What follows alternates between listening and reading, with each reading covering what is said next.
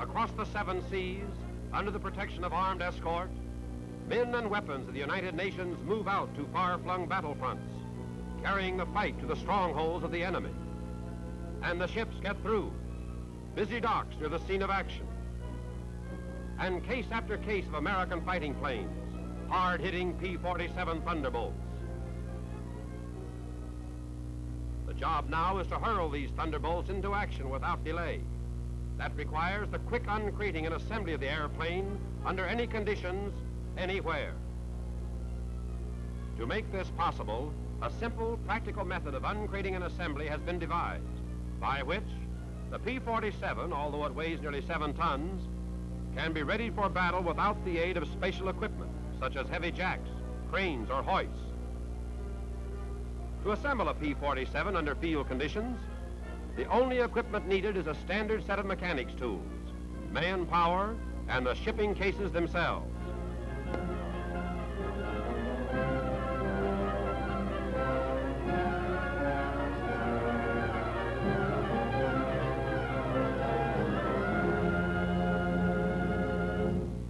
The first step in the whole procedure is for the crew chief to read the instructions that are fastened to the front end of either of the shipping cases.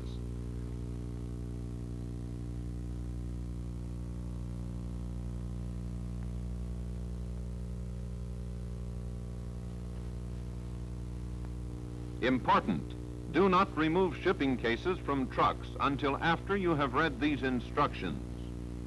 The instructions are simple but important. Each step must be carefully followed.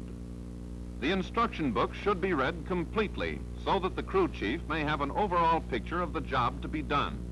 Then he can go to work. First, the truck bearing the wing case is drawn up behind the fuselage case. This provides an elevated surface on which the men can stand while removing the fuselage case top. The fuselage case must remain on the truck. The top of the fuselage case is removed in one piece. Take out the lag screws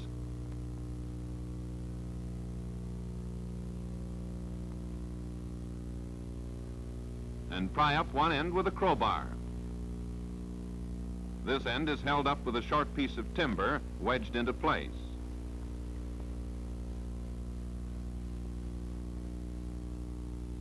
Two or three lag screws, which are inserted in each corner of the top, serve as towing posts, around which is looped a length of 1-inch rope.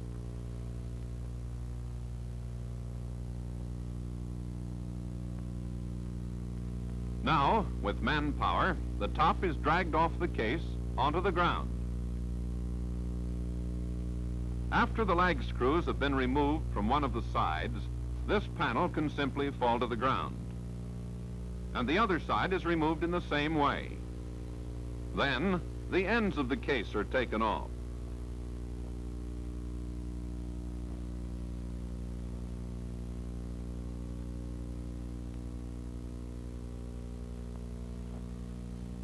We're going to need those stringers all through the job. They are pried loose from the sides of the case. They are sawed through the middle, and the two halves are nailed firmly together. Now we are ready to unload the wing case and remove its contents. For this job, you need a pair of skids and the 1-inch rope. Hey, go easy. That case weighs over 3 tons. When its top has been pulled off, the sides and ends of the wing case are removed by the same methods used on the fuselage case. After the hinge fittings in the wing case have been loosened, approximately 50 men, using the fuselage side stringer sections for lifting, carry the wings out of the case and place them on the ground.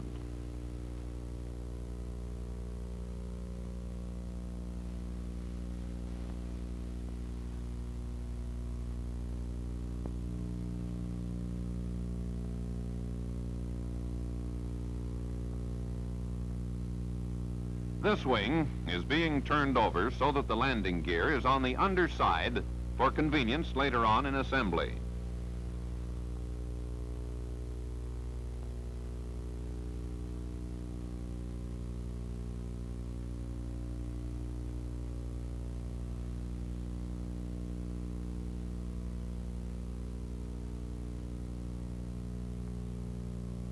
After both wings have been taken out, the other parts in the wing case are removed.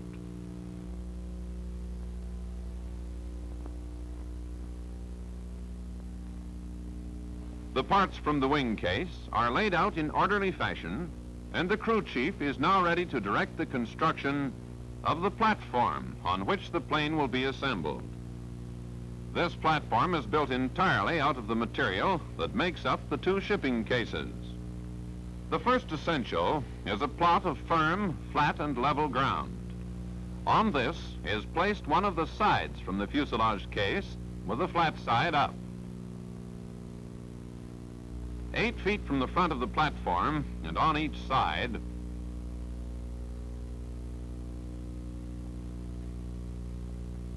a slot is cut for wheel clearance needed later in assembly. This slot is 30 inches long and 6 inches deep. Now the second side is brought up and laid over the first.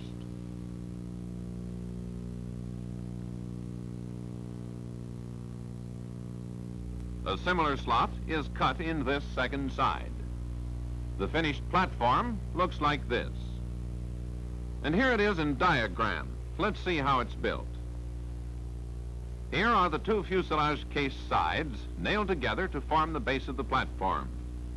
Now comes the end of the fuselage case and the top of the wing case. Then comes a side from the wing case. And on the same level, a fuselage end. The remaining wing case side and the two ends from the wing case are laid on top and nailed in place. This leaves a space toward the back of the platform, which is built up by nailing together 3 2x4s taken from the wing case stringers and laying them lengthwise like this. The top of the fuselage case becomes the top layer of the platform.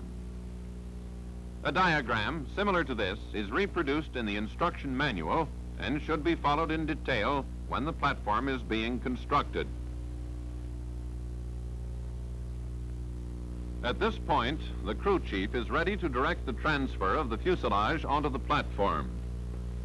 If the level of the trailer bearing the fuselage is higher than the platform you have built, wheel pits of sufficient depth should be dug to bring trailer and platform to very nearly the same level. The truck bearing the fuselage is slowly and carefully backed up.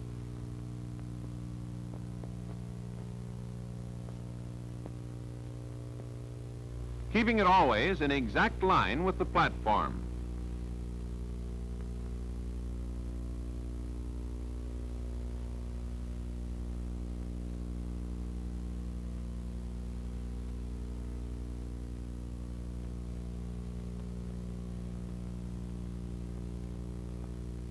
The prime mover is disconnected.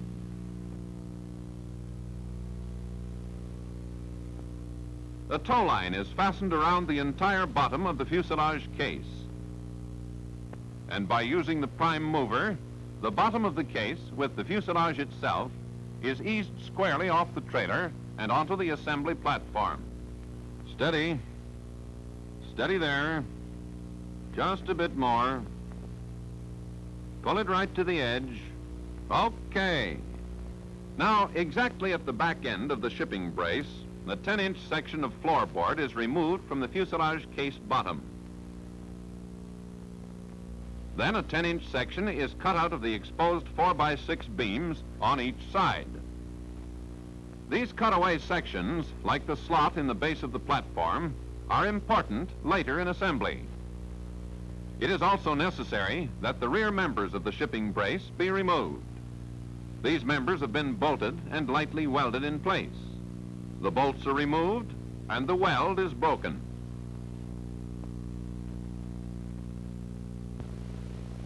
That concludes the construction work. The crew chief can now begin to direct the actual airplane assembly. First, the engine cowling is taken off. This goes quickly if at least 4 men are assigned to the job.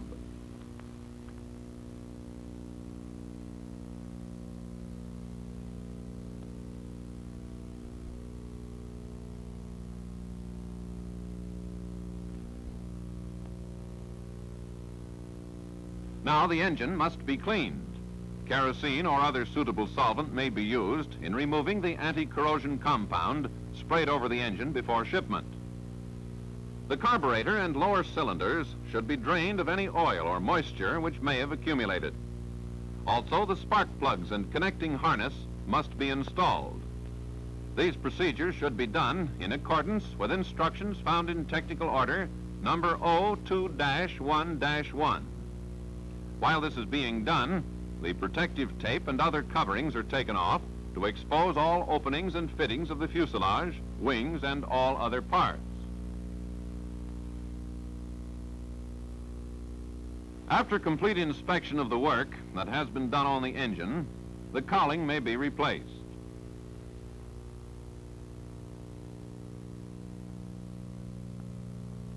During shipment, steel braces have supported the weight of the airplane.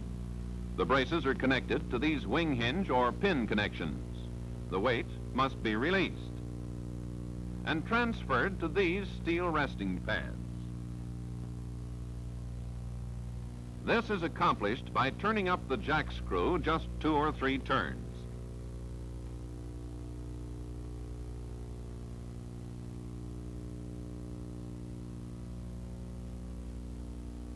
This is enough to relieve tension on the master bolt.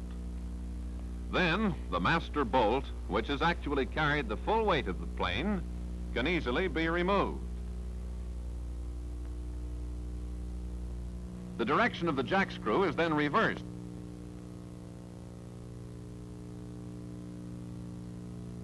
It is turned down until the weight settles on the steel resting pads. Now the hinge bracket may be removed.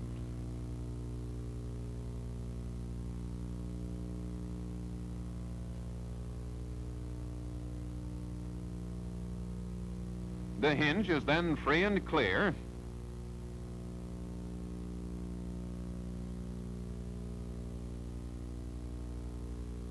and ready to receive the wing. To prepare for the wing assembly, we remove the pilot seat to provide more working space in the cockpit. Now, caution. Both aileron control rods must be inserted now, flush with the fuselage. It will be too late after the wing is on. The crew chief checks to be sure that all wing connection drift pins, bushings, bolts, and tools are ready and on hand.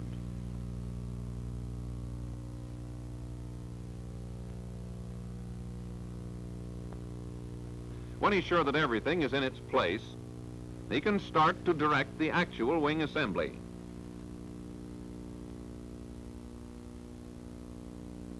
It takes about 50 men to carry the wing of a Thunderbolt.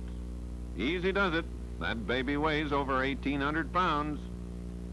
The trick here is to line it up straight.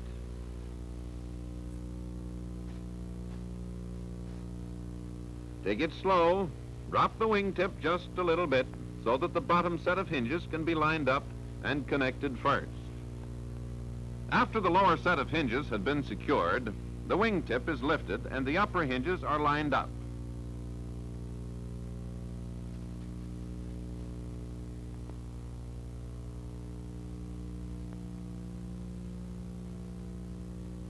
Both upper and lower wing and fuselage hinges are secured in the same manner.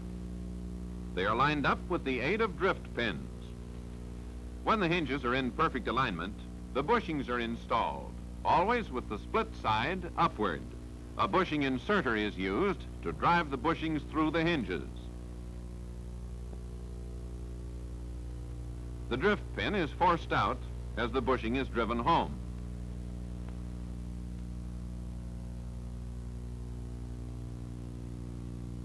When all the bushings are in place, the men can ease off a few at a time so that the support they have been giving the wing will be released gradually.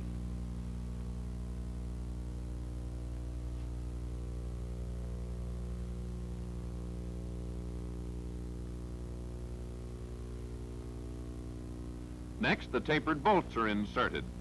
The heads of these bolts should always be facing each other, pointing toward the inside of the wings.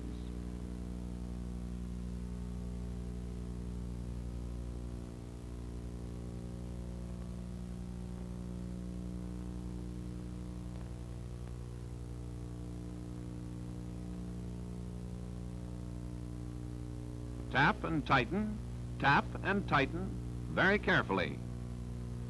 Finally, the bolt is brought to correct tension with a 2-finger pull on an 8-inch wrench until at least 3 threads are visible on the end of the bolt. Once both wings are on, we are ready to make all wing root connections, except for the cables and control rods.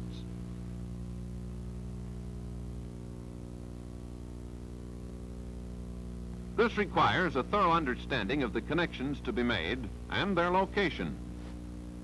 Since these connections are in very tight quarters, let's look at an animated diagram. Here are the connections to be made at the left wing root. The fuselage is here, and the wing root here. Here are the connections which are found in both wings. The flap hydraulic lines, the cannon plug, the aileron control rod, the landing gear and brake hydraulic lines, the uplock cables, and the gun heater tube. Now let's see the connections found only at the left wing root. They are the aileron trim tab cables, the static and pitot airspeed lines, and the oxygen line. Here's the situation on the right wing. In addition to the connections you see here, which are common to both wings, we have the fuel vent and the cockpit air scoop. Remember, at this point we make all connections except the control rod and cable connections, which should not be made until after the landing gear is down. In preparation for lowering the landing gear, a pit must be dug under each wing in line with the path that the wheels will take.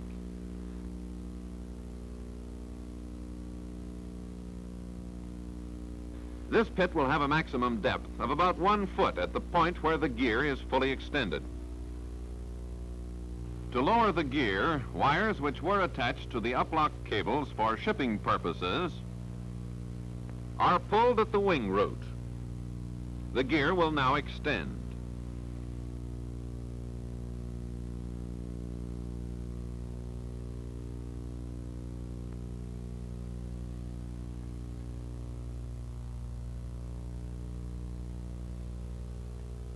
Here is the reason we cut out that section of the platform.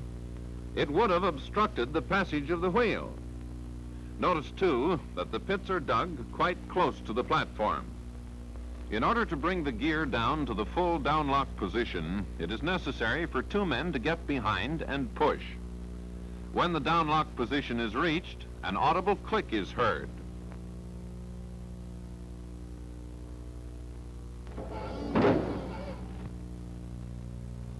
With the necessary access holes now available, the uplock cables, the aileron control rods, and in the left wing, the aileron trim tab cables can be connected.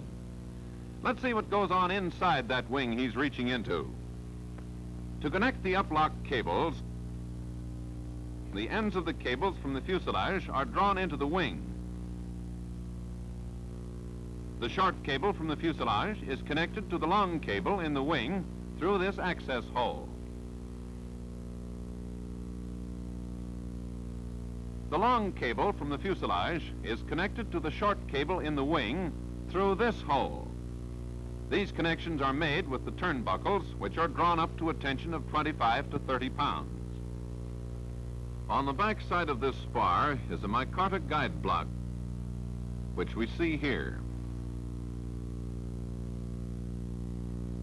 The cables are threaded through this block. Now, the aileron control rods. There's an access hole in the cockpit floor here. By reaching down through this hole, we can secure the rod with this bolt, washer, and elastic stop nut. In the wing, the same procedure is followed by reaching up through the access hole and making the bolt, washer, and nut connection. Here we see a closer view of both connections. the fuselage connection, and the wing connection. The trim tab cables remain to be connected. Here is the left wing. Here are the cables running out through the wing. By reaching down through this access hole in the top of the wing,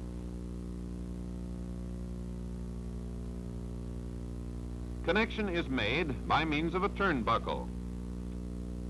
Tracer wires attached to the ends of the cables aid in pulling the cables to the points of connection. The long cable, pulled through by tracer wire, is connected to the chain by reaching up through this access hole. At this opening, reach in and install the pulley guard with a clevis pin and cotter pin provided. Here is a closer view of the pulley guard, showing where the clevis pin is inserted. A safety wire, which has been fastened around the chain, is now removed, and the cable tension is adjusted to 35 pounds. With all wing connections now complete, the next step is to make preparations for checking out the operation of the landing gear. First, we check the fluid in the hydraulic reservoir. Pressure is then built up in the hydraulic system by using the hand pump in the cockpit until the indicator shows 1,000 pounds. The flaps and brakes are now bled according to standard technical orders. 90 pounds pressure is pumped into the upper chambers of the shock struts, putting the gauge on the valve to the lower chambers. Next, after making certain that all the switches in the cockpit are in the off position, the battery, which should be brought up to full charge, is installed. Then the crew chief is ready to direct the actual testing of the landing gear, which should be raised and lowered at least 3 times.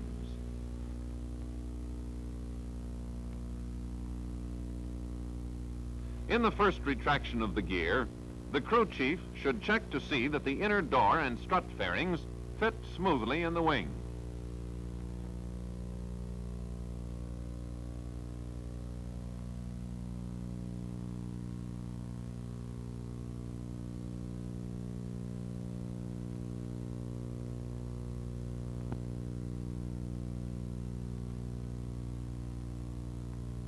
The next complete operation to be checked is that of the landing gear warning light.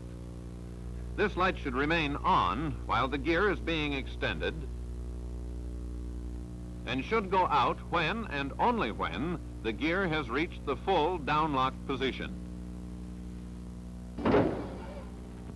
The third testing of the gear is made for the purpose of checking the operation of the transfer valve. The rear inflation valve is removed, the gauge is put on the front inflation valve, a pump is attached to the gauge, and 90 pounds pressure is pumped through the gauge into the lower chamber. The gear is retracted to the point where pressure is seen to drop in the gauge.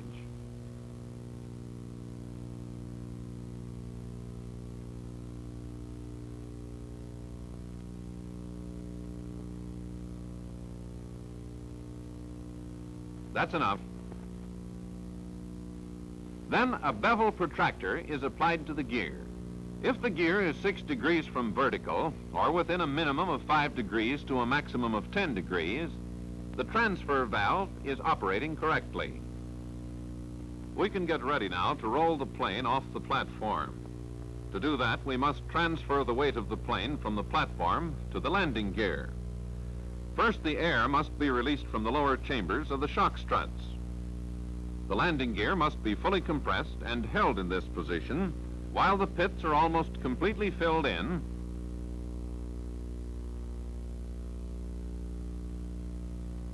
and the earth packed hard under the wheels.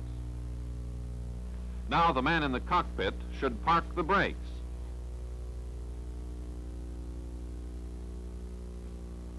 The entire plane is then jacked up by pumping air into the lower chambers of the shock struts. To make the pumping job easier and to relieve strain on the pump, several men rock the plane by pushing up on the wing. The result is that the plane is lifted above the steel rest pads of the shipping brace.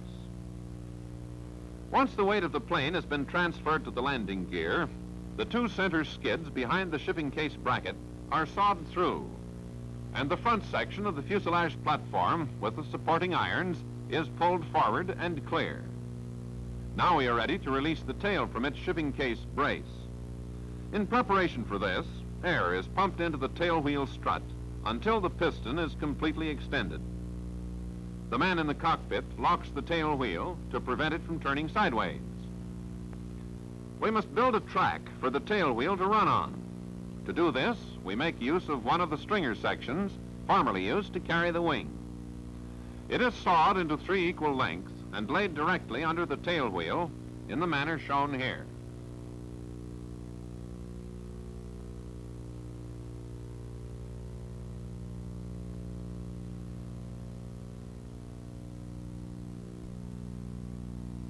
The other stringer section is placed under the empennage jack pad. 8 men now lift the tail slightly to ease the tension on the tail shipping brace bolt. When the bolt is removed, the tail is slowly lowered until the wheel rests on the tail track.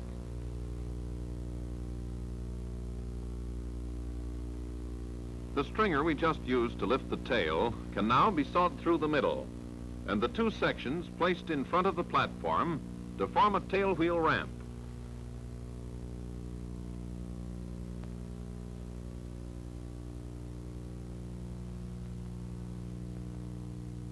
The tow lines are made ready and fastened to the towing hole. Stop, not there. That's the uplock hook. Use the hole that's marked for towing.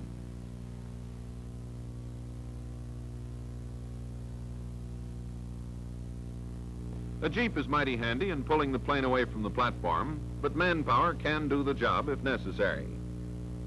The short sections of tail track are moved progressively as the tail wheel rolls forward. During this roll-away operation, the man in the cockpit keeps a slight tension on the brakes to ensure slow, even movement of the plane. Here she comes down the ramp, looking more like a P-47 every minute.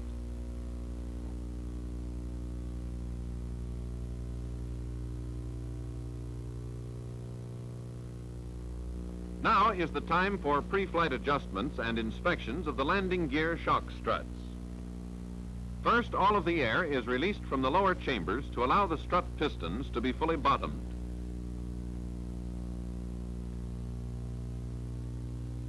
Next, we remove the plug on the lower chamber to see if it contains the proper amount of fluid. If there is sufficient fluid in the cylinder, it will be found level with the plug opening. Now the strut chambers are checked for proper pressures. 90 pounds is correct for the upper,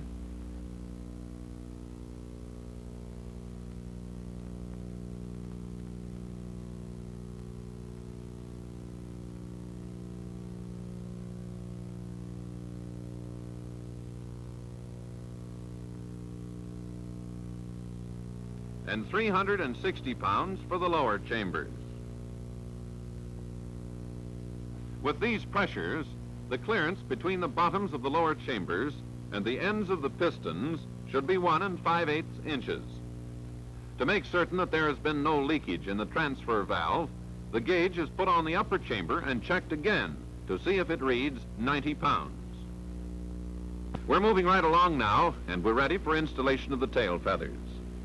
The fin and horizontal stabilizer are treated as a sub-assembly, which is installed by means of 10 bolts here and here, and 4 bolts in the rear bulkhead here and here. When this is done, the crew will be ready to string the control surface cables. There can be no confusion in stringing these cables because before shipping, each cable has been tagged to show where it goes.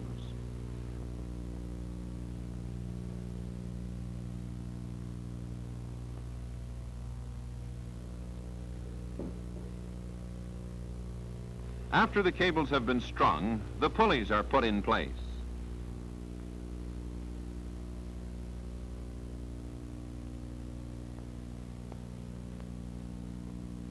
The elevator tab cables are connected, and the cover plates are put on. The same procedure is followed for the rudder trim tab cables.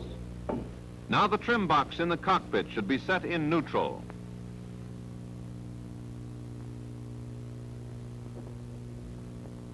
The elevator control rod is placed in the tail and into position. The forward end is connected inside the fuselage. The elevator can now be installed. On each side, there are 2 stabilizer hinge fittings and 1 trim tab universal connection. The elevator control rod is connected to the elevator. The rudder is connected at the 2 pin hinges here and the rudder trim tab universal here.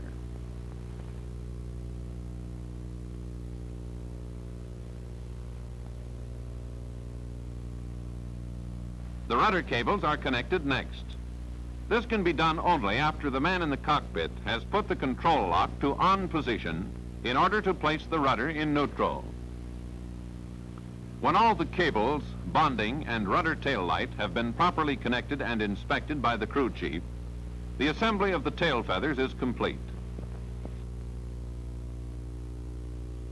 The ship is now ready for the installation of the propeller. Here are the steps in preparing for propeller installation. The plane is nosed up to within about 2 feet of the platform, so the men will have something to stand on while they work.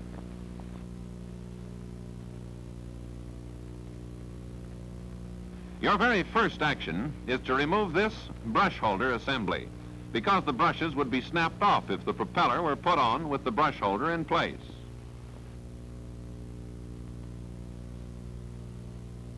Out comes the inner cone. And don't forget the shim, which is right behind it. The cone and shim must be thoroughly cleaned with a suitable solvent, and also the propeller shaft. The splines on the propeller shaft and also the cone and shim are then coated with a light oil. When this is done, the shim first and then the cone are replaced, making sure that the open portion of the cone is at the top. The propeller lock nut threads are coated with the prescribed mixture of castor oil and white lead. While the shaft is being made ready, the protective coating from the propeller itself can be removed. The splines on the inside of the propeller hub are cleaned and oiled, and the slip rings are wiped clean of any oil or dirt. When both the shaft and the propeller are ready for assembly, the propeller is brought up to the plane. You need at least 10 men for this job. Under the guidance of the crew chief, the propeller is carefully placed on the shaft. The number 1 blade should be on top so that the splines will be readily engaged. Now the main propeller shaft nut is tightened with the 4-foot propeller bar.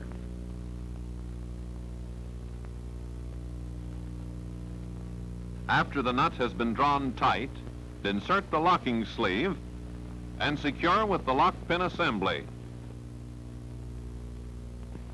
Next, after cleaning, the brush assembly is put in place and the brushes checked for proper clearance on the slip rings using Prussian blue according to standard procedure. The propeller hub electric contact points are cleaned and made ready to receive the power unit. The power unit itself is removed from the case and cleaned with particular attention to cleaning around the contact points. Since the power unit is set in low pitch when packed, the blades on the propeller must be set in low pitch also.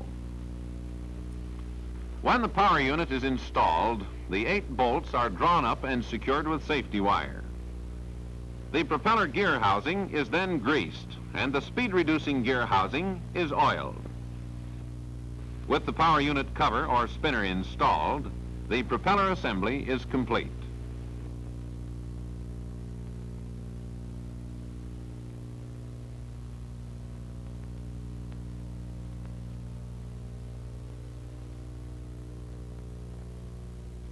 Now, all of the major connections on the airplane have been made. After a thorough inspection by the crew chief, we install the fillets and secondary cowling. The pilot seat is returned to its place in the cockpit. And when the pitot tube, antenna wires,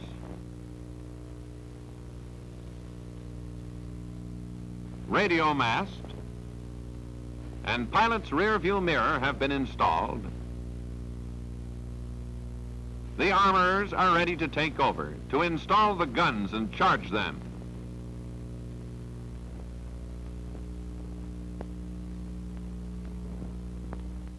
The job of assembly is done. The plane is towed off to the airfield runway.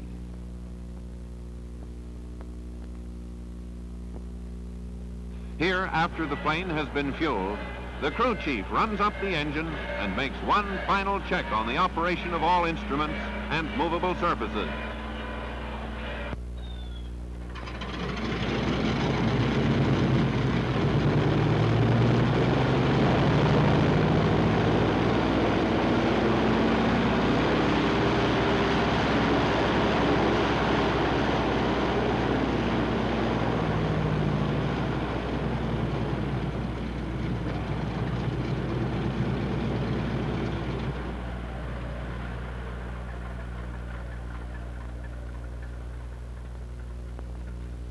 Ready to fly and ready to fight.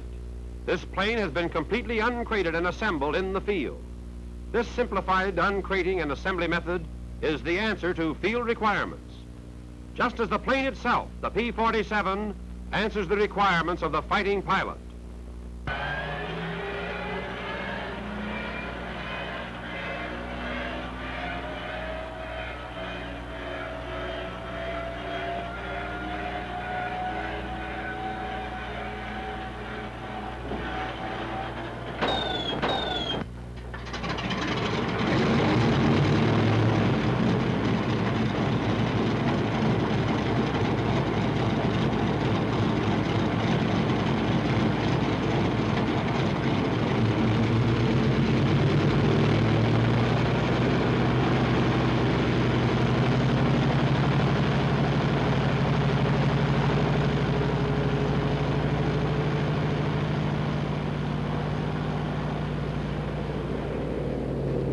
The Thunderbolt is in the air.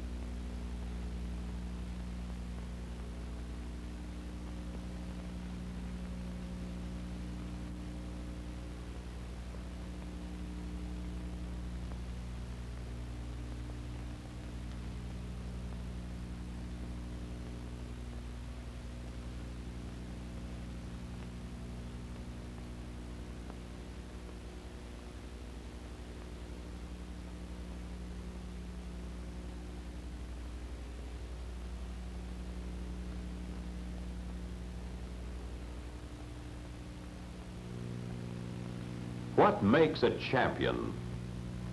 A champion is an expert who can play the game or do the job just a little better than the other fellow. In a tennis match, for example, the champion generally succeeds in putting the ball where he wants it to go, while his opponent makes just a few more errors. The opponent is an expert too, and practically as good as the champion. Otherwise, he'd never get in the game against the champion. In a match of this sort, the champion may win a set by 6-love, which makes him appear to be far superior. Actually, however, he may be only a shade better than his opponent on any individual stroke throughout the match.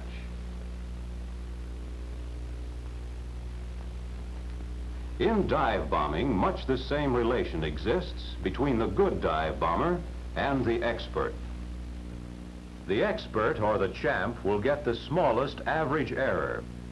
But every dive bomber can be good enough to hit. And in combat, a hit on the stern of the ship is as good as one in the center. There are only a few who can hit the target with almost every bomb. But every dive bomber can improve his bombing enough to hit the target a majority of the time. Dive bombing, first developed by the United States Navy many years ago, is now recognized as one of the most accurate and destructive forms of air attack. Any pilot can drop bombs somewhere near the target, but the expert dive bomber knows where his will hit.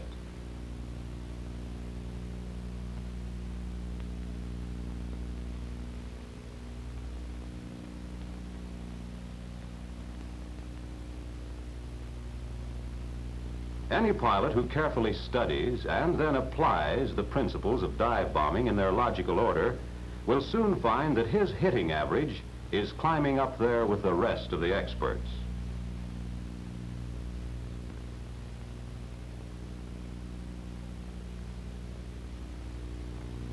Dive bombing is simply a matter of flying the airplane smoothly in a dive while making the proper allowances and corrections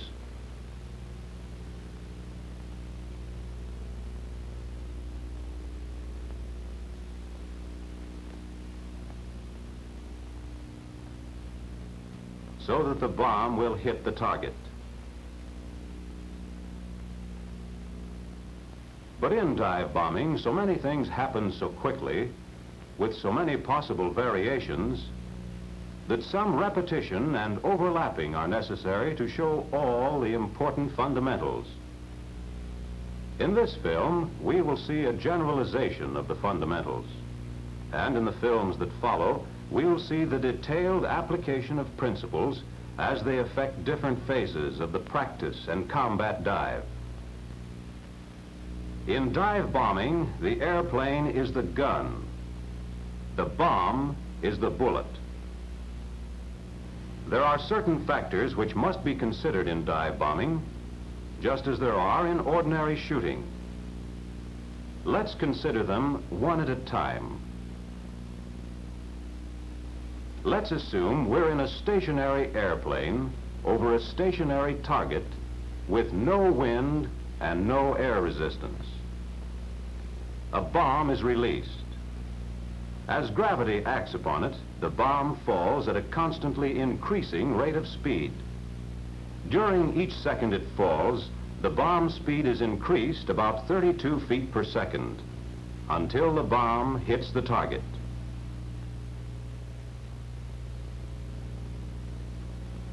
Let's repeat the scene and watch it more closely.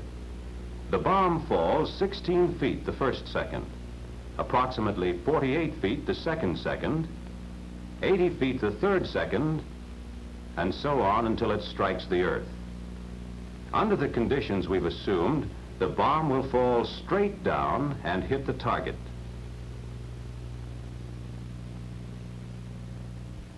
Now, let's assume that instead of being stationary, the airplane is in horizontal flight. Again, we release the bomb. Gravity still pulls the bomb toward the earth with the same acceleration as before. But now the bomb has the airplane's forward speed also. Since two forces, gravity and forward speed, are acting on the bomb at different angles, the bomb has to move in two directions at the same time, down and forward. As the force of gravity accelerates the bomb, it follows a curved path called the trajectory. Because of the curve of the trajectory, it's necessary to release the bomb some distance short of the target in order to score a hit. If gravity and the airplane's motion were the only two forces acting on the bomb would always strike the ground directly under the airplane. But the path of the bomb is also affected by a factor known as trail. Trail is caused by air resistance, which slows the motion of the bomb and makes it fall short. These three major factors working together, forward speed, gravity, and air resistance, make it necessary to correct the aim to hit the target in range. So, in horizontal bombing, we must allow for the pull of gravity on the bomb, the speed of the airplane, and the effect of air resistance in finding the proper position for the release of the bomb. If we release too soon, our bombs will undershoot the target. If we release too late, our bombs will overshoot the target. If we release at the right time, we hit the target.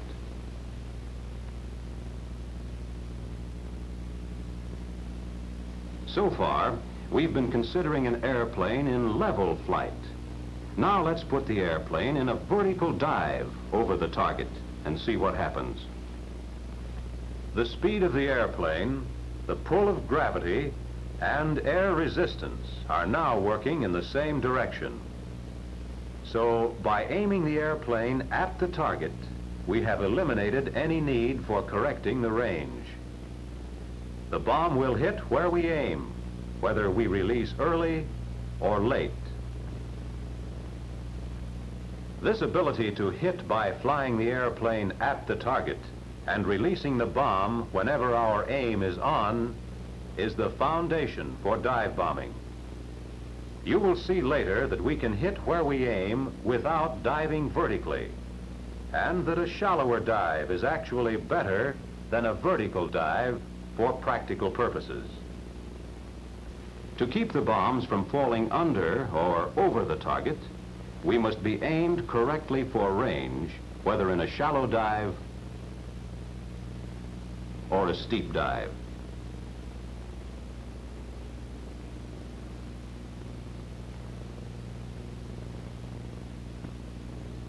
In dive bombing, we correct the aim in range by pulling or pushing the stick, just as we do in horizontal flight. This raises or lowers the line of flight to the proper point of aim in range. It is harder to correct for range in a shallow dive than in a steep dive, because the same error in estimating dive angle makes a larger error in range. On the other hand, it's easy to correct for range in a steep dive because the same amount of error makes a much smaller error in range than in a shallow dive. Furthermore, the same amount of error in estimating our release altitude will cause a greater range error in a shallow dive than in a steep dive. In a shallow dive, the bomb falls much farther from our point of aim than it does in a steep dive. Estimating this range correction introduces an error. We have only the size of the target to help us estimate our corrections. In making large corrections, this leads to error. It is also much harder to estimate the dive angle of a shallow dive correctly so that our expected error is still greater. Let's make a dive on a windless day. If we reach release altitude at a normal dive angle with our line of sight on the target, the bomb will hit the target. Gravity causes the bomb to land short of the line of flight. The sight is bore-sighted, so the line of sight is below the line of flight. If this is done, the bomb will hit our point of aim when we release in a normal dive. If, however, we're diving the airplane toward the target and find that we're too shallow, we must change our line of flight or the bomb will fall short of the target. Of course, on nearing release altitude, we can pull up the nose, raising our line of flight. This corrects our bomb toward the target. But it does not change our vertical angle with respect to the target. as we change the line of flight almost instantly when we pull up the nose.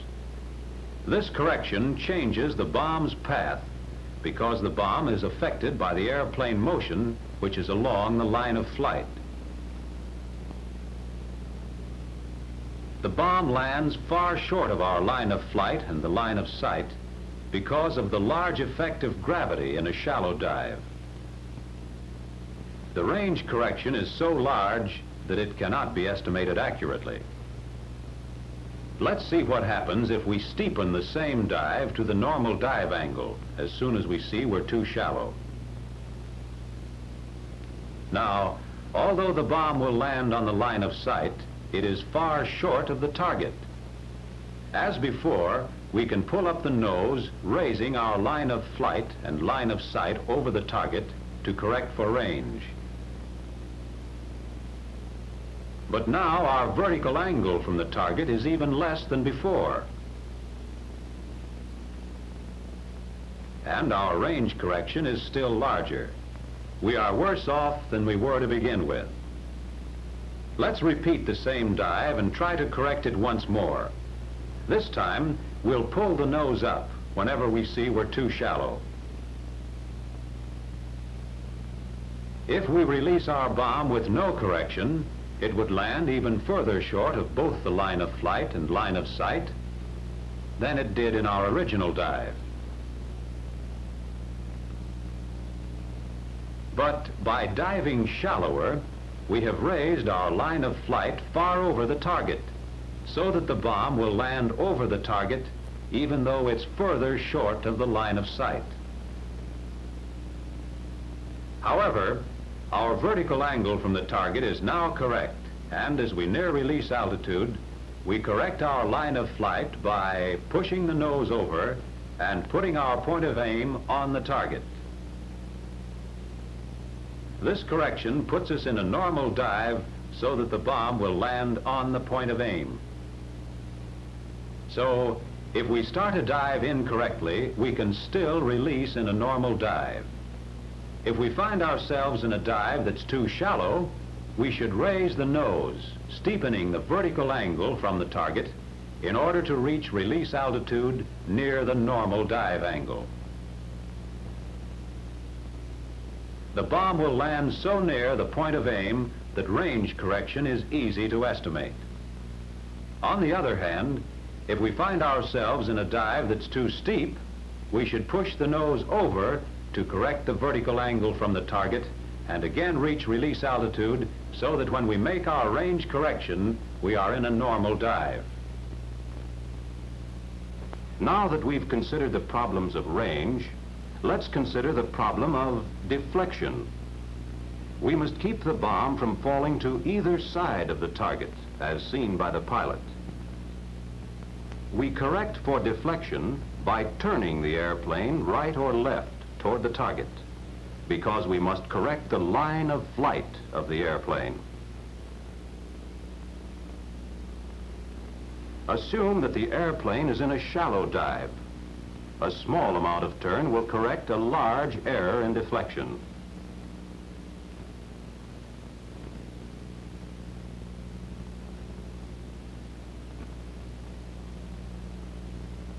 Now let's aim the airplane at the ground in a steep dive. We see that to make even a small correction in deflection, the airplane must be rotated almost 90 degrees.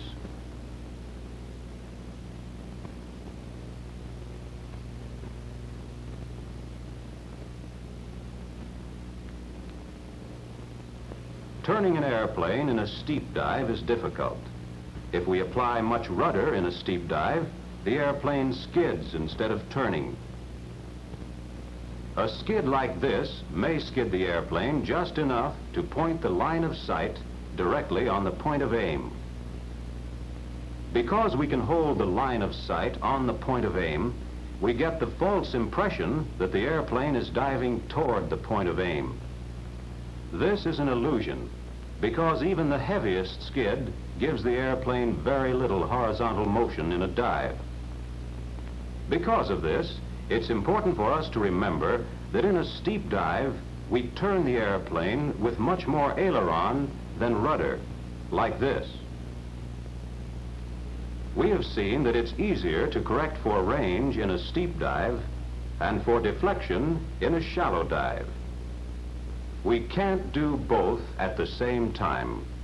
The only thing we can do is compromise and make our dive somewhere between the steep and the shallow dive. Such a compromised dive is called the normal dive, in which we release our bomb in a dive angle of about 65 degrees. The normal dive starts shallow enough so that deflection can be corrected with a relatively small turn.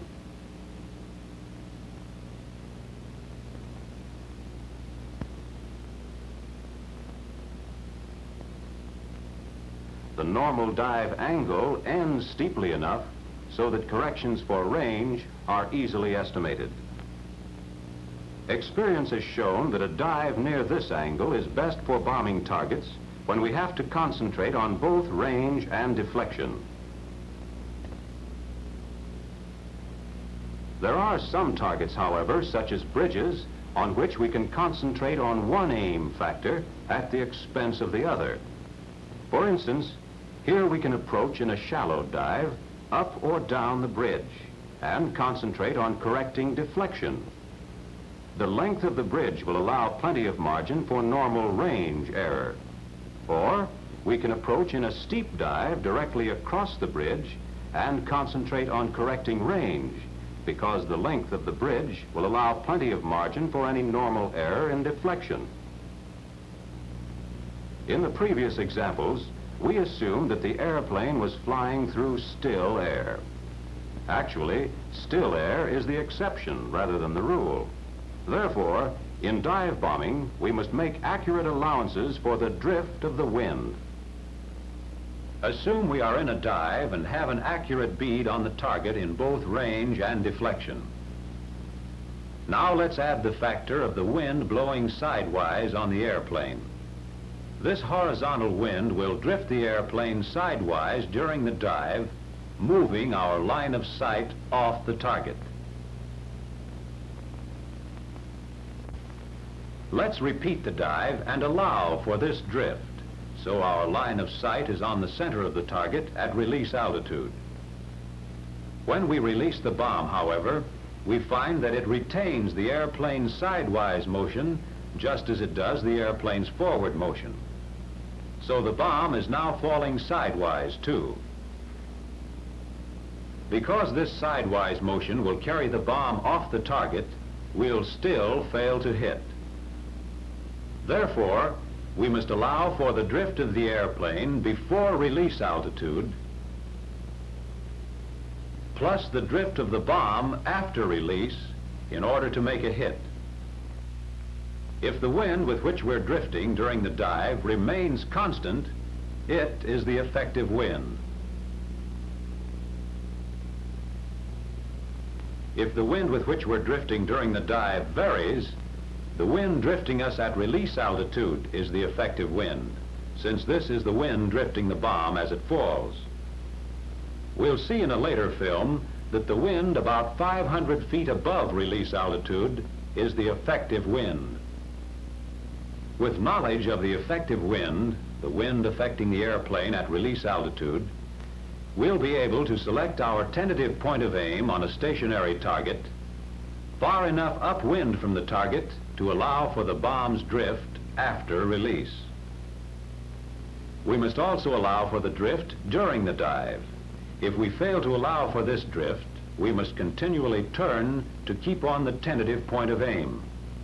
In moderate winds, the turn is so sharp that it becomes difficult. In strong winds, it's impossible. So we select a pushover aiming area far enough up the winds through which we dive to allow for the drift to the tentative point of aim. We push over on that area. As we dive, the moving point of aim travels toward the tentative point of aim. We can easily make small corrections in our dive up to the point of release. So by the time we reach release altitude, we should be aimed in deflection at the tentative point of aim. Just before reaching release altitude, we go to our sight and correct our aim in range. This final correction gives us our release point of aim. In the previous examples, we've assumed that the targets have been stationary. In most instances, however, dive bombing targets are moving to get away as fast as they can.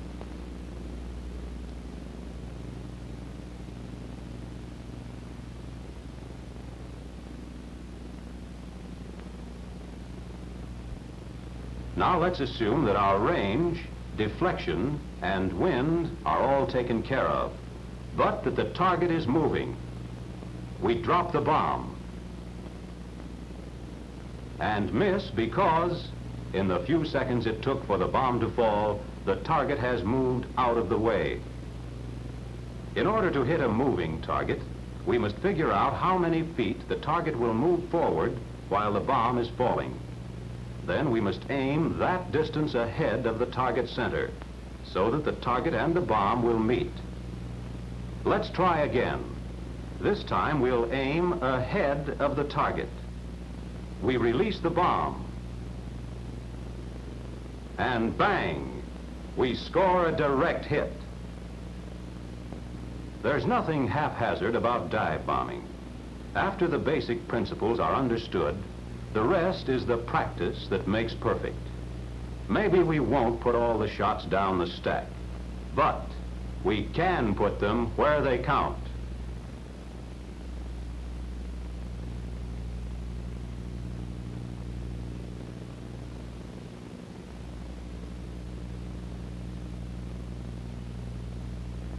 Let's review the steps to take. First, we identify the target. Then we pick our point of aim and start our approach. We enter the dive, allowing for the drift of the wind and the motion of the target. We make our smaller corrections to get the final point of aim. We release, pull out,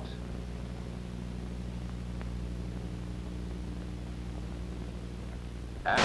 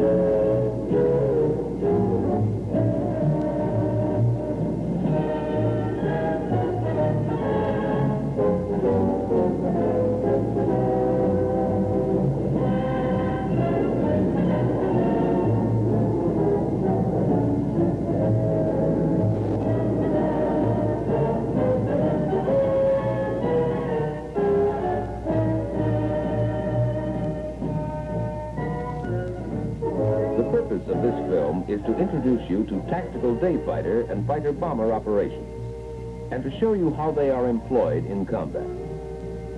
The instructor is showing the class the place of the Tactical Air Force in the theater of operations.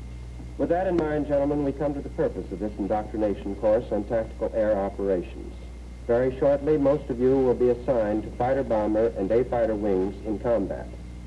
It is my purpose here to explain the overall tasks which must be accomplished by a tactical air force. The basic combat functions performed by a tactical air force are counter-air operations, interdiction, and close air support. These tasks may be conducted concurrently or the emphasis shifted as required. Now let us remember that the successful conduct of theater air and surface operations is dependent upon the attainment of an acceptable degree of air superiority. Yes? Sir, I'm Captain George. Is the main objective of counter-air operations the attainment of air superiority? Not altogether. Air superiority merely indicates a satisfactory control of the air which permits surface and air action in the area of operations without unacceptable restriction by enemy air forces.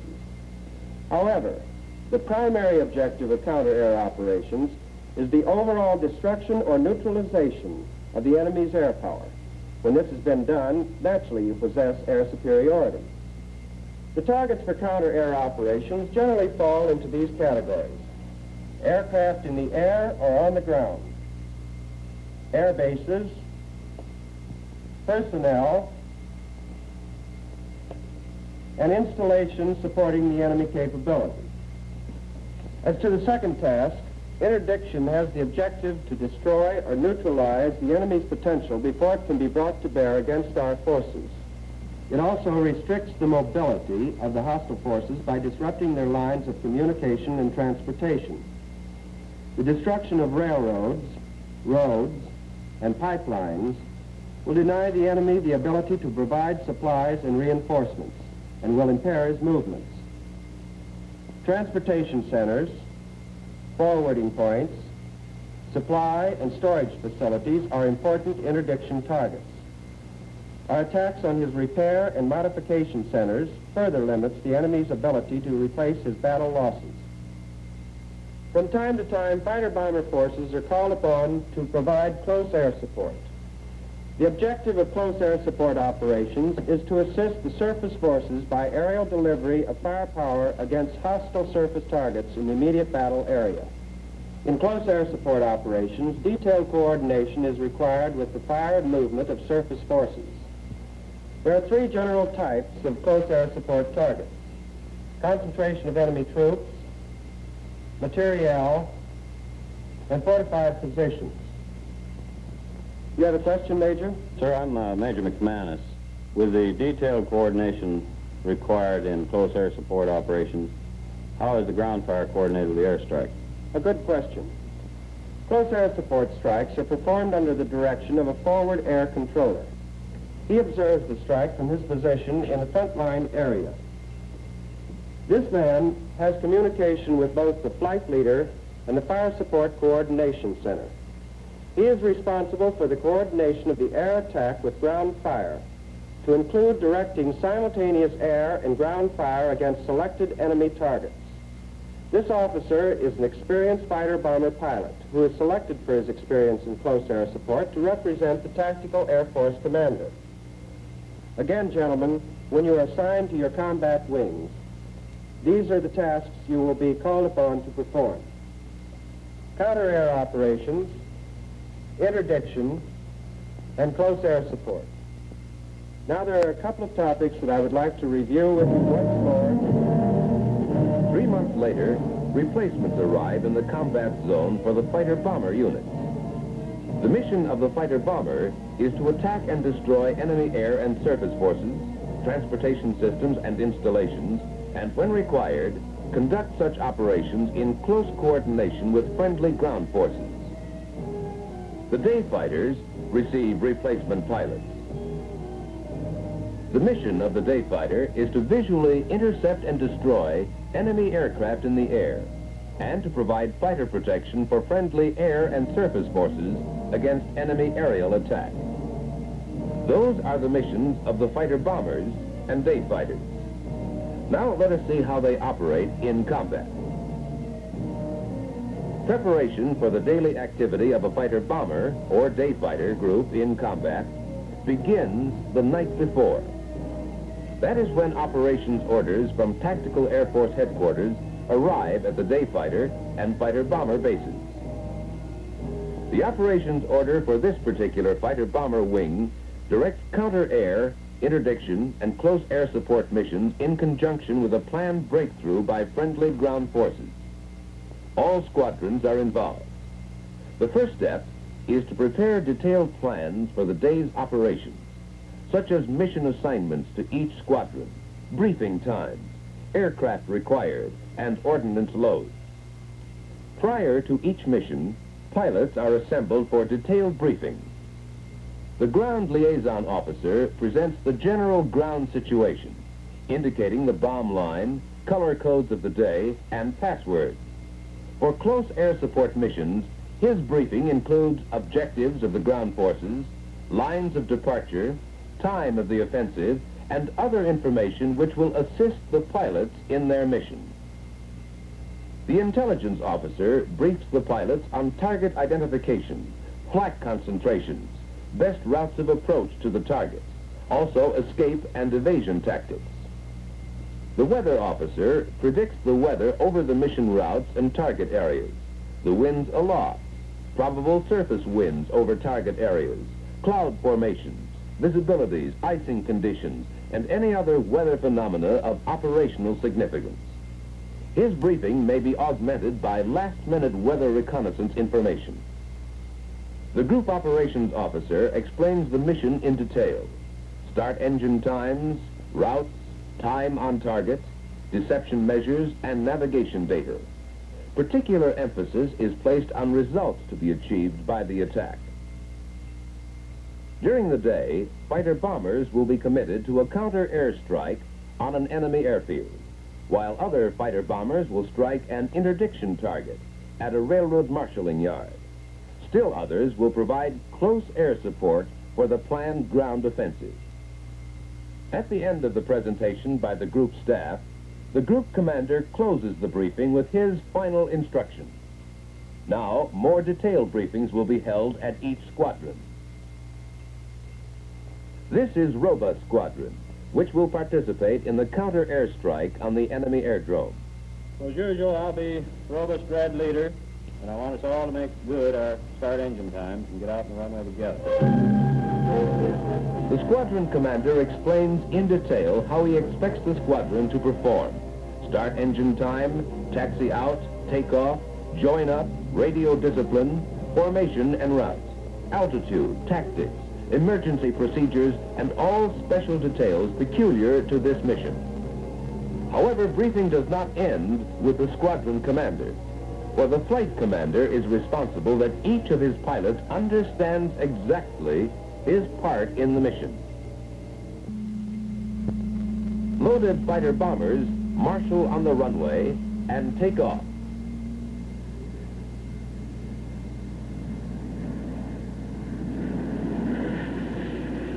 The mission is under surveillance of the Tactical Air Control System. Through this system, the Tactical Air Force commander may advise of reported enemy air activity, provide navigation and rescue assistance when necessary, and divert his forces should the situation require. Upon takeoff, the fighter bombers assume combat formation, except when weather penetration is required. Alert for enemy air attack. Colgate Control, this is Robust leader. Inbound, the target is briefed. Roger, Robust. This is Colgate Control. Proceed as briefed. Meanwhile, the day fighter has been preparing to take its place in the day's action. The day fighters will independently and in conjunction with the Tactical Air Control System visually intercept and destroy enemy aircraft in the air. They will provide fighter screens and cover for the protection of friendly aircraft and surface forces against enemy attack. From the same operations order, the day fighter units have planned their missions for the day to prevent any enemy interference with the fighter-bomber effort or the ground offensive.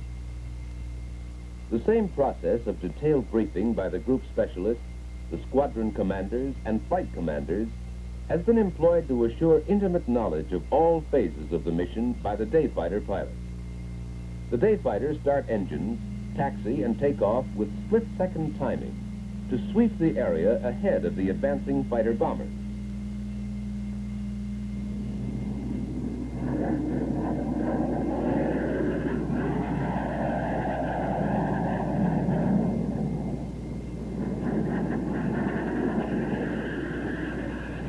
The day fighters have been directed to establish a screen between the target and an enemy airfield complex from which opposition is expected to rise. They will also cover the withdrawal of the fighter bomber. They report in to the Air Control Center. Then, under strict radio discipline, the day fighters begin their search of the sky, but are alert for reports of enemy air tracks from the Tactical Air Control System. Grundy, Red Leader, Red 3, Bogey, 10 o'clock low. Roger, Red 3. I got them. They're bandits.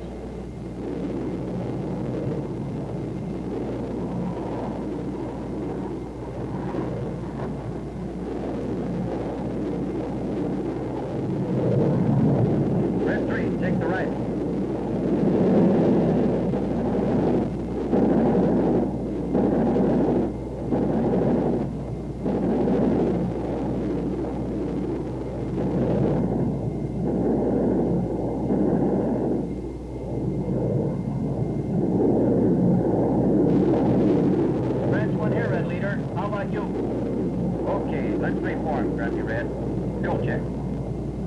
the day fighters continue to sweep the area throughout the fighter-bomber strike. The fighter-bombers begin letdown and position themselves for attack. Robust Red Leader going in.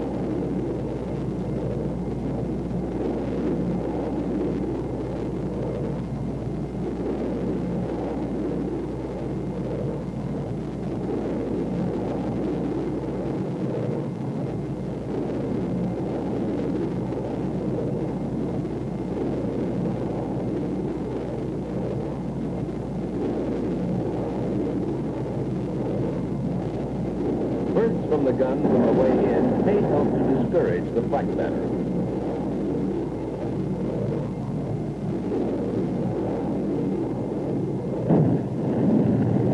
Red Leader here. Rocket switches robust. There's some aircraft in those two big hangars.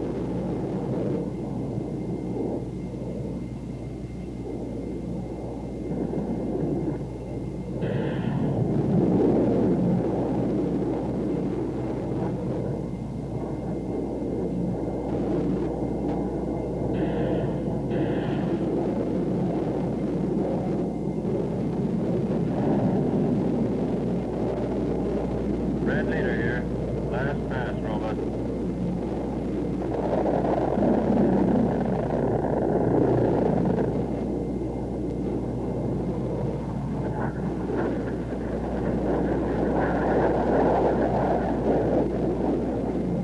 Grundy Leader, this is robust.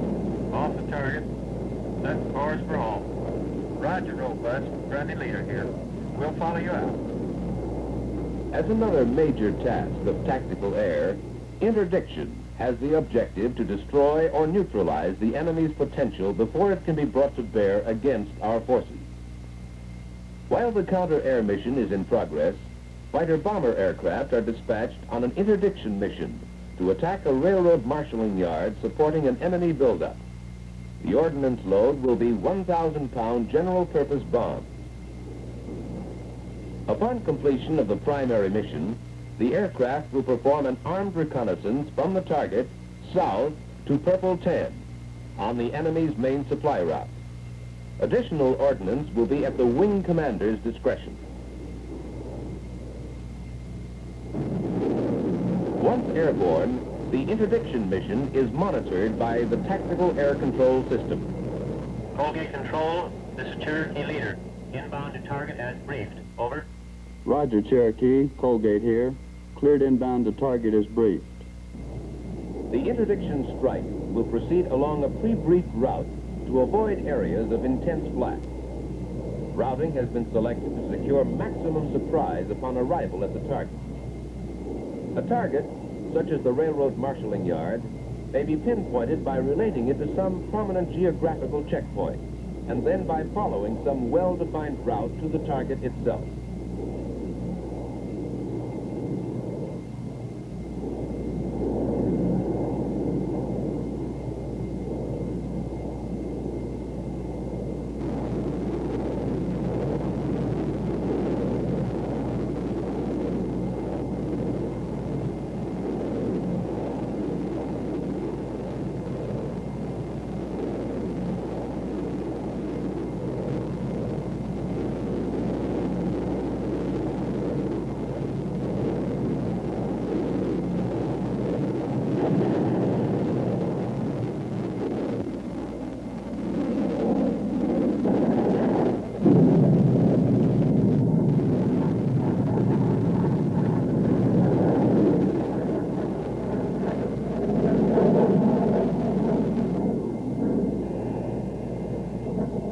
Having completed their attack, these aircraft will perform armed reconnaissance from target south to Purple 10 on the enemy's main supply route.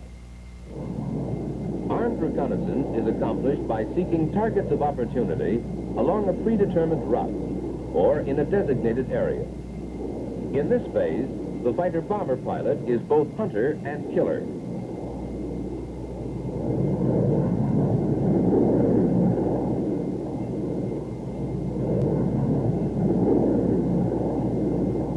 Cherokee, Red Leader from Red 2. I think I've got a couple of trucks spotted.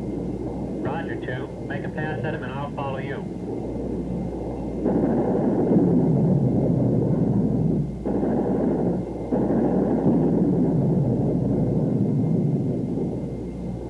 The objective of close air support operations is to assist surface forces by aerial delivery of firepower against hostile surface targets in the immediate battle area.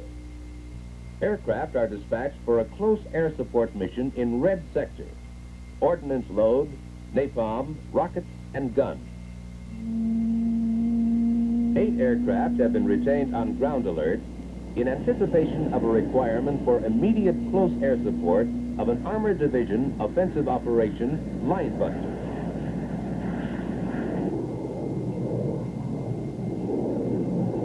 Throughout the mission, this flight will also be under the direction of the Tactical Air Control System. In the target area, close air support missions such as this are conducted under the visual control of a forward air controller. As pointed out earlier, the forward air controller is a combat experienced fighter-bomber pilot, selected for his experience in close air support. He represents the Tactical Air Force Commander. Golf ball, this is Robust X-ray over Point Boxer. Do you have me in sight? Roger, Robust X-ray. This is Golf Ball. I have you. How do you read me? Robust X-ray to Golf ball. We read you loud and clear. Over. Robust X-ray, begin an orbit to the left. Your target is a heavily fortified artillery position west of the lower ridge line, 4,000 yards forward of our nearest friendlies. Roger, Golf ball. We have it. Mark the target. Marking round is on the way. Splash. Do you see the burst of white smoke just east of your ridgeline? We've got it, Golf ball. Your target will be about 500 yards west of the ridge. Can you see it? Roger, I've got it. X-ray flank, roger if you have the target. X-ray rolling in.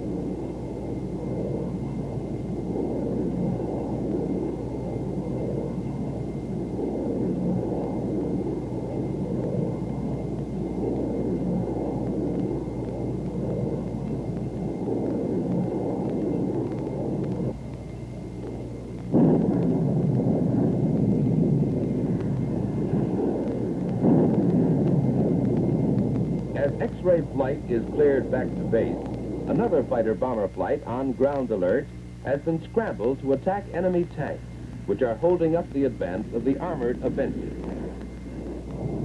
Speed is essential to an armored advance. For that reason, close air support and the firepower of the ground forces must be closely coordinated.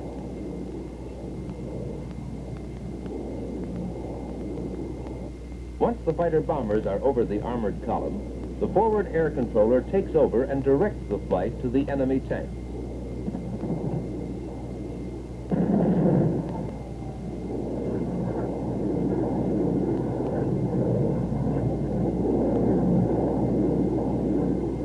This attack is made possible by the flexibility and mobility of air power under centralized control. Although in this instance the aircraft held on ground alert are now being used to assist an armored advance, they could have been used anywhere in the theater of operations, either to assist surface forces or to repel an enemy air threat. Unidentified track, just entered range, bearing 338. As the operations order directs, 8 day fighter aircraft are on ground alert from dawn to dusk. Hello, Thoroughbred. This is Echo. Over. Roger, Thoroughbred. Scramble fist fight. Report to Echo over Point Victor. 20,000. Over.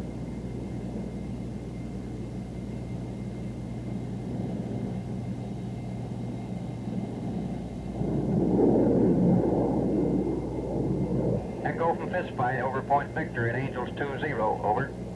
Roger, fist fight. This is Echo. We have bogeys. Heading 195 degrees. Vector 340. Angels 45. Over. Echo from fist fight, roger. 340. Angels 45.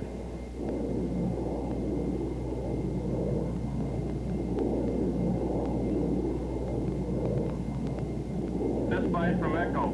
Vector 300. 110 miles. Roger, Echo 300, 110. This by Echo here. Vector 280, 60 miles. Roger, 280, 60 miles.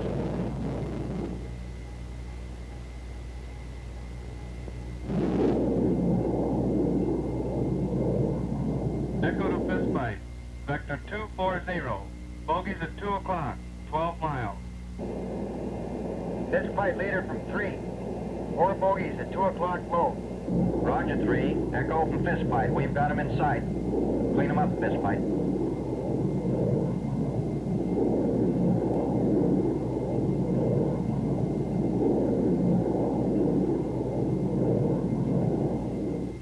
Hang on, 2.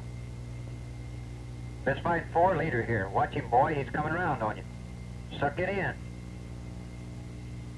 Okay, keep turning. I got him. No sweat. I'm a clear red, 2. You're clear, Red Leader.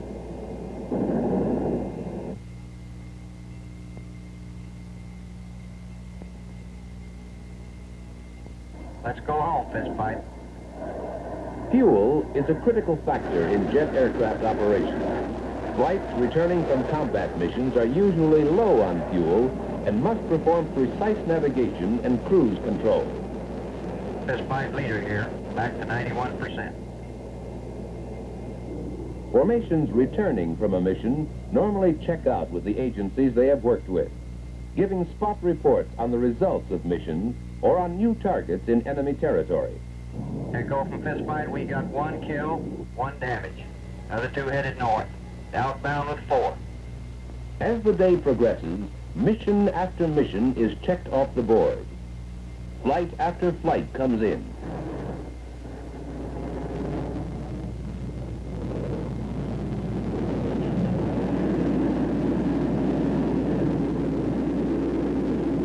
Each returning aircraft is carefully checked for battle damage, mechanical failure, and malfunction, and is made ready for the next day's operation.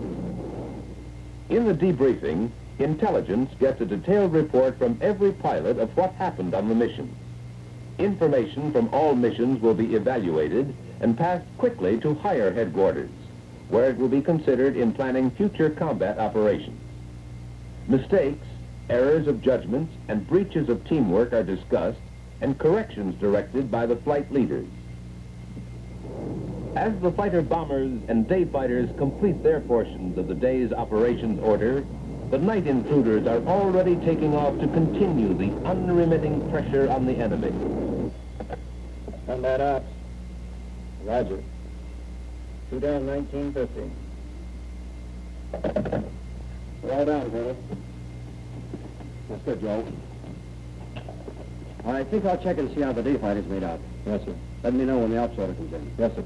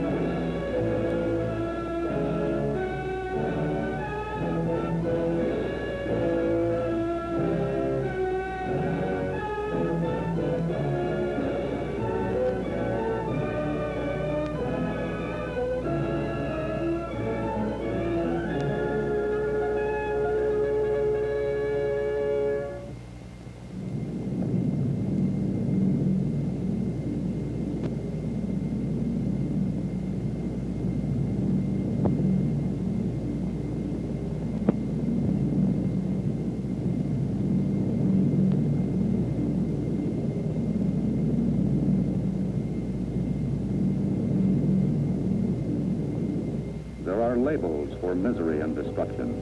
The common label for this is World War II, subhead, Japan. Another name for it, one that might describe it better, is Strategic War Number 1. Look carefully. What you are seeing marks the beginning of a new era in the ancient annals of war. For here we view the aftermath, the end result of the first war in which a nation submitted to unconditional surrender with its armies still intact and ready to fight. And where was this army? It was off stage, waiting for an invasion that never came, while a new kind of invasion struck behind it, cutting out the very heart of the nation's life. Etch deep in your memory the nature of this new kind of war, because if ever there is another war, it will be won this new way.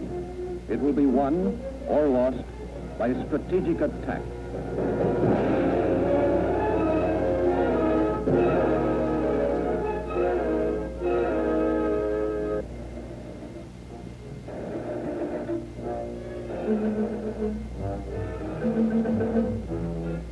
Just what is strategic attack? The support of military forces in the field requires a constant stream of supplies which flow from the great industrial complexes. These production centers are the heart of any war effort, and the lines of supply are arteries through which military forces are equipped for combat. In military terms, strategic attack is an attack with effective force directed at the heart of an enemy's war-making power, at the vital points in its national structure. Its purpose is to destroy or paralyze both the ability of that enemy to fight and his will to fight. General Eisenhower has put it this way. Our national structure is composed of extremely specialized elements whose continued operation is dependent on the efficient functioning of all other elements. Even a minor panic or local paralysis is a serious matter. Many million urban dwellers who raise none of their own food would starve within weeks if the transport system were broken. Heavy industry would shut down if Pittsburgh, Birmingham, and the Gary areas were destroyed. Our national life would be crippled if Washington, New York, and a few other centers were subjected to sudden attack. We could scarcely carry on if bacteria should destroy the grain crop of a single year.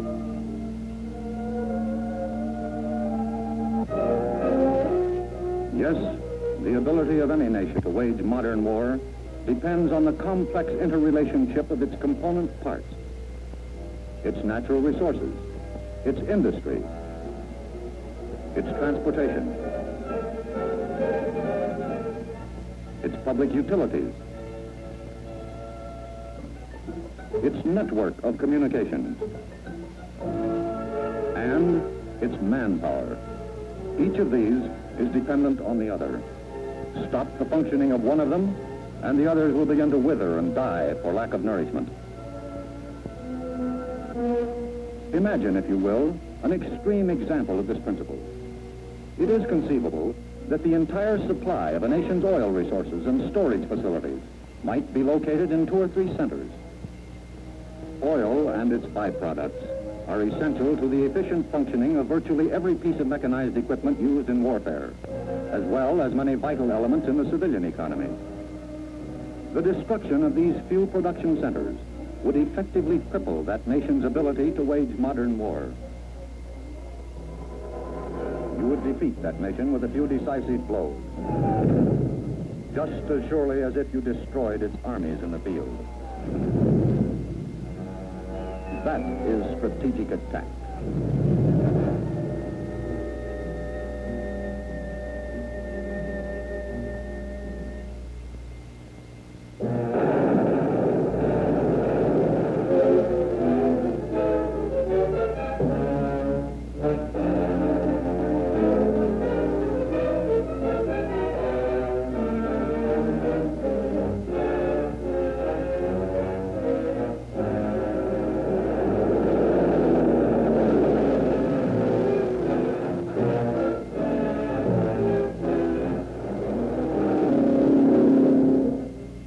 1942, the war with Japan was proceeding along the line of traditional warfare. The Japanese, with years of secret preparation behind them, had struck fast and ferociously, and we were forced to retort in kind. They had reached out far, seized vital positions, and set up strong defenses throughout 2/3 of the entire Pacific. Our first thought was to keep the Japs from knocking out all our Pacific Island bases, to stop his expansion while there were still footholds from which to launch our counteroffensive. This meant the tough man-to-man, hand-to-hand fighting of past wars. With characteristic thoroughness, the Japs were imitating everything they'd been able to pick up from other nations on how to fight a war. Their tactics were strictly according to the textbook, the very latest ones, too. Japan had built a kind of Maginot Line protecting her empire. By every well-known, honorable, old-fashioned rule, we should have battered away at that line, winter and summer, on land and sea, until one or the other of us ran out of soldiers, sailors, and ammunition. But our military men, who were learning much in breaking the Nazi war machine, were writing a new book. Its theme, the art of striking around, under, or over your enemy's line of defense. In this case, directly at the heart of the Japanese economy. But to wage strategic war, it is first essential to know the nature of your enemy, the vital elements which form the backbone of his national life.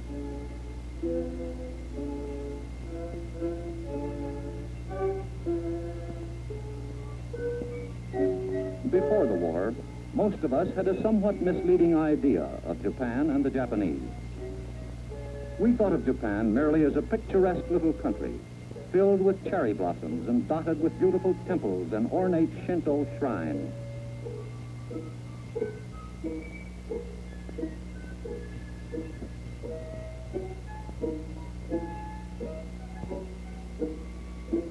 The Japanese people, we understood, were exceptionally well-mannered.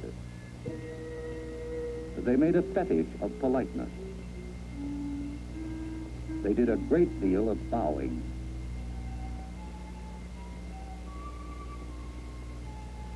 We were fascinated with the quaint way they arranged flowers and drank tea. Tea drinking was quite a complicated matter. But then, of course, they had been working hard at it for several thousand years. Practically all of their houses, we thought, were made out of bamboo and rice paper. Japan, through the centuries of isolation from the rest of the world, was little known to us, and we were inclined to underestimate her ability to build a modern war machine.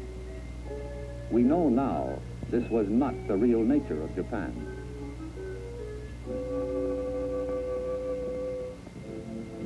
Fortunately, as the war clouds gathered, our military planners were engaged in the task of piecing together the true picture of Japan's military strength. The assembling of such a picture, from bits and pieces of information gathered from 1,000 varied sources, is the job of our intelligence system. Not many beautiful, mysterious, secret agents of old-time warfare. Much more likely, a worried scientist or technician with tired eyes.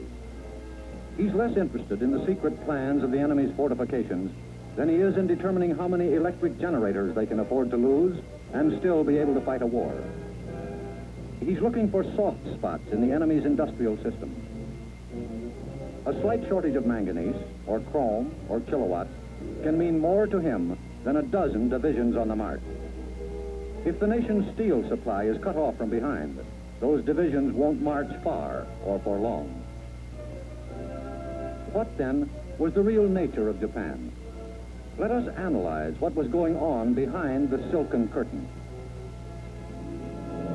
First to be considered about Japan was its position as an island empire.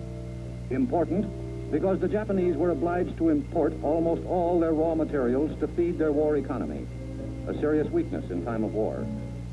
It gave them extended lines of supply that had to be protected. It gave us a first-class strategic target. That was only the beginning. Japan entered the war with 6 million tons of shipping. She added 4 million to this during the war. Some of it from owners who entered the Japanese co-prosperity sphere, dead or alive. The Japanese army at its peak totaled about 5.5 million, a well-armed force, skillfully trained and seasoned through years of combat with the Chinese. Japan's navy was third largest in the world. She began the war with 381 warships and built 816 more. 2 were battleships, bigger and more powerful than those of any other nation. At the beginning of the war, Japan's frontline combat strength in aircraft totaled some 2,600 planes. Production later rose to a peak of 2,500 a month. The orientation of the Japanese economy toward war began as early as 1928. By 1940, production was up 500%. Her major war industries were erected from almost nothing. Bamboo and rice paper. The fact was, parts of her cities were more strongly built than our own. And no wonder. Periodically visited by earthquakes, the Japanese had investigated and put to use every modern scientific method of building shock-proof structures.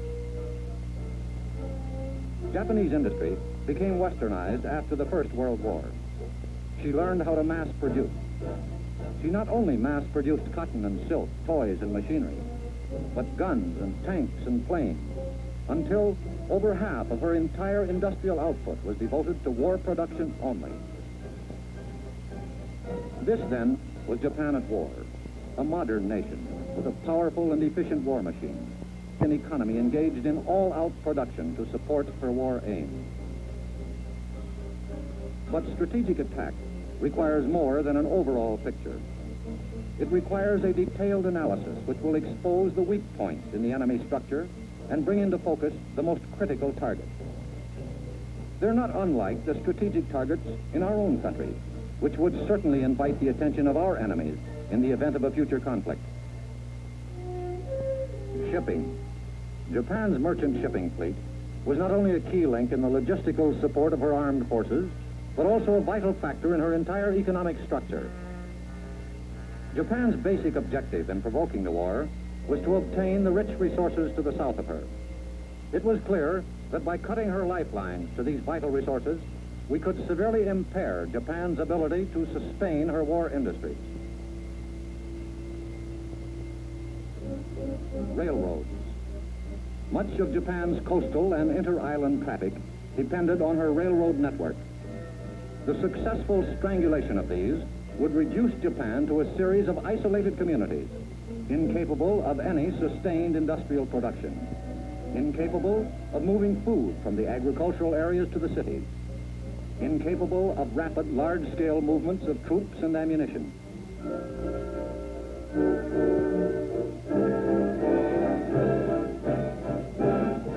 Steel. Japan had built up a large stockpile of iron ore, pig iron, and scrap iron before the war.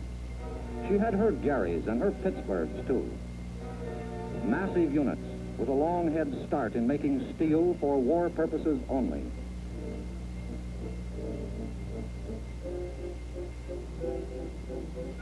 Oil was of critical importance. Before the war, the Japanese stored up all the oil they could possibly get their hands on. They entered the war with reserves of 43 million barrels.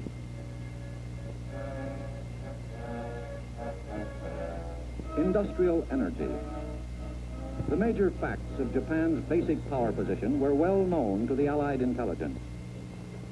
Seriously deficient in natural gas and petroleum, Japan was almost entirely dependent on water power and coal for her industrial energy. It was estimated that about 2/3 of the total energy consumed by the Japanese war economy in 1943 was derived from coal. Munitions, the end product of a war economy. Having prepared to take the initiative, Japan in 1941 had progressed further toward converting her industries to war production than had the United States. Even so, they were far from their peak. Production of military supplies in 1944 was over 3 times the rate in 1941.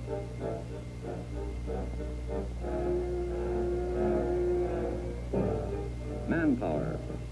The cities and towns of Japan were highly organized, integrated parts of the industrial economy. From these centers poured the manpower to work hard and long in the large war industries. Here was the source of mass labor, a most vital element in a nation's war economy. Here, too, were centered the countless small workshops peculiar to the Japanese industrial complex. From these feeder plants, employing less than 100 people, came a steady stream of component parts, cogwheels, an aircraft brace, a rifle bolt, pouring into the larger assembly line. Yes, the urban areas of Japan pulsed with the energy of a nation committed to total war.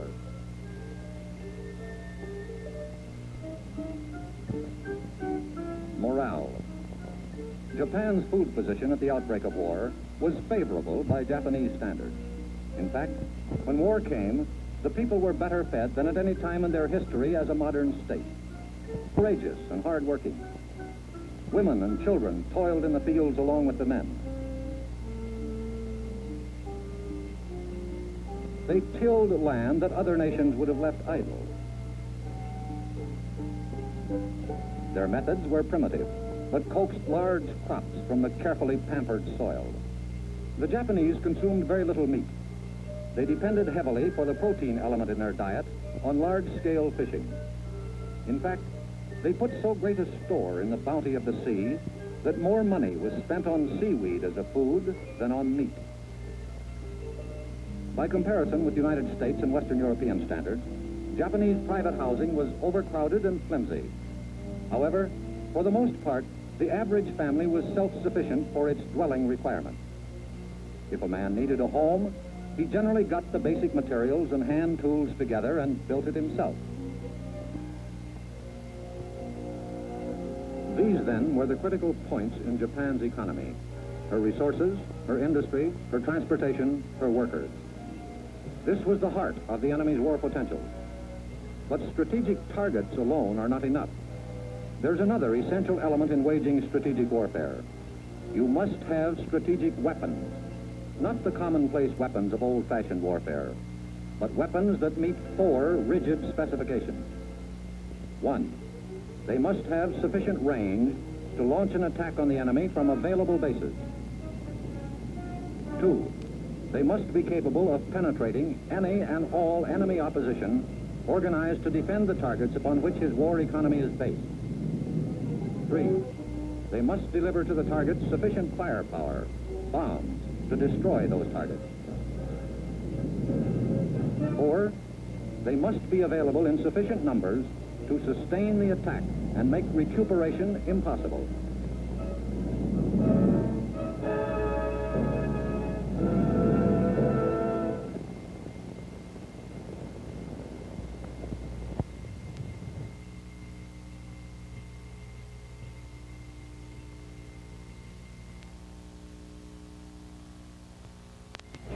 It was the acceptance of its design that signified a realization of the true meaning of strategic air power. But it takes time to build the weapons of strategic warfare. It took a long time to design, build, and deploy for combat the first B-29. It took 8 years. The war was 2.5 years old before the first units were ready to strike the Japanese homeland, and over 3 years old before the 20th Air Force had adequate bases from which it could unleash the full fury of its power. The question of what to do with our strategic air weapon once we had it was decided upon by the Joint Chiefs of Staff in Washington. Based on detailed information supplied by military intelligence, it was up to them to decide which of the strategic target systems should be attacked and what sequence in order to secure the greatest cumulative effect on the overall economy. Should we strike the Japanese airframe industry first, or the aircraft engine industry? Should we direct our strategic air force against the coke, iron and steel industry, or petroleum? Should we disrupt their rail communications, destroy their shipbuilding industry, or level their cities? What targets were we most capable of neutralizing? And what would be the predictable results on the Japanese front line strength in the air, on the ground, and at sea? The decisions were especially difficult because there was no convincing precedent. This was the first time a nation possessed an effective weapon that could reach across oceans and battle lines to smash directly at the heart of an enemy. With the seizure of the Marianas in mid-1944 and the establishing there of bases for our very long-range, very heavy bombers, the stage was set and the curtain raised on a drama such as the world has never before seen. In August 1944, a decision was reached which set forth a general target directive. Target priorities were established, and the most potent military force in history was made ready to carry the war directly to the source of the Japanese war-making power.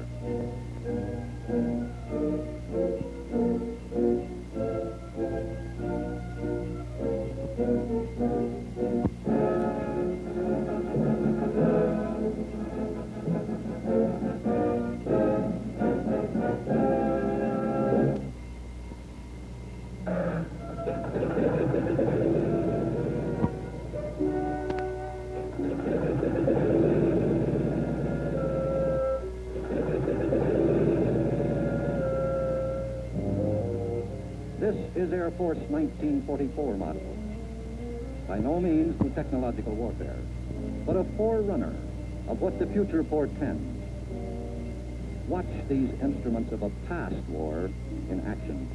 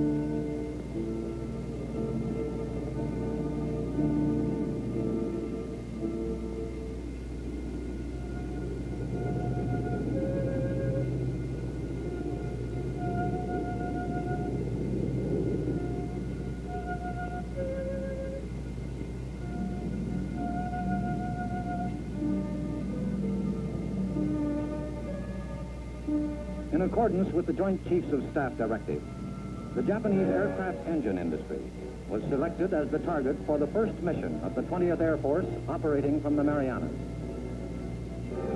On the 24th of November 1944, 58 tons of bombs were dropped on the Nakajima factory near Tokyo, 2,800 round-trip miles from base. The crash of these bombs marked the opening of our unparalleled air offensive.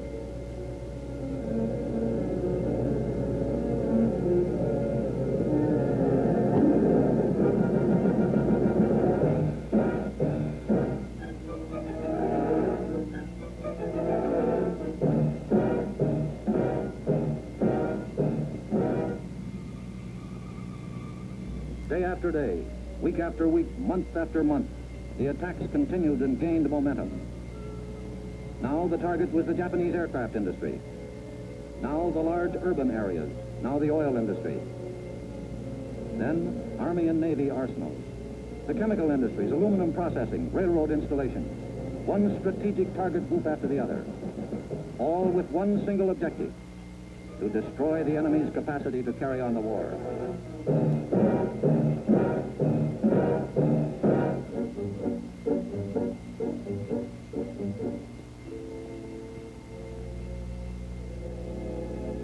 And what is the effect, the end result of 322,754,000 pounds of bombs on a nation's economy? Judge for yourself. This is what happened to the Japanese aircraft industry.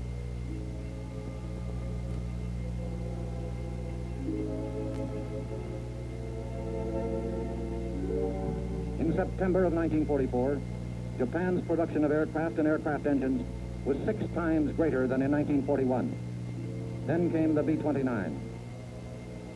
By July of 1945, 57% of this phenomenal capacity had been destroyed. These were the famous Mitsubishi aircraft and engine plants in Nagoya. The aircraft factory was one of the largest in the world, bigger than Willow Run. Of 8 million square feet of productive floor area, 4 million square feet were destroyed. There was a special priority on the engine work. More than 90% of it was destroyed. The Nakajima Aircraft Company, largest producer of Japanese aircraft and engines, was second hardest hit. 17 attacks, 4,300 tons of bombs. Naval air depots, like the one at Omura, the largest government-owned producer, so heavily damaged production was negligible thereafter. All the larger and many of the minor aircraft production centers, from one end of Japan to the other, came under the devastating attack. The Aichi plant at Nagoya and the Hitachi company at Chiba and Tachikawa destroyed. The Kawanishi plants at Himeji, Akashi, Naruo, and Takaratsuka destroyed. The huge propeller plants at Osaka, Shizuoka, and Amagasaki, a vital 5 months of production, destroyed. Following the initial B-29 strikes, a panic dispersal of the industry took place. By late spring of 1945, production tools and personnel had taken to the hills, causing further production stoppages.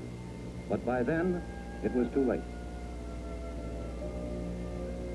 Meanwhile, our strategic air attacks on another primary target had taken their toll. Japan's oil refineries and storage depots were high on our priority list. By May of 1945, overwater supplies were entirely cut off, and the precariously small remaining inventory of fuels and crude oil were under attack and running dry. The Ube coal liquefaction plant, one of Japan's largest producers of synthetic fuel, was 100% destroyed. In a single attack on the Oshima Naval Oil Storage Depot, 45 of its 50,000 square feet were destroyed.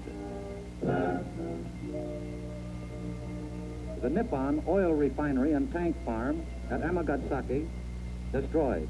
The Otaki Oil Refinery, destroyed.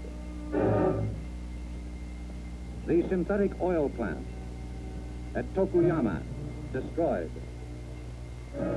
Every major oil source was wiped out. So desperate was Japan's oil situation that in 1945, pilot training was progressively reduced until it reached a level of less than half of the barest minimum number of hours needed to teach a man to fly. Remnants of the once powerful Japanese fleet were in port, immobilized, and later destroyed at their moorings.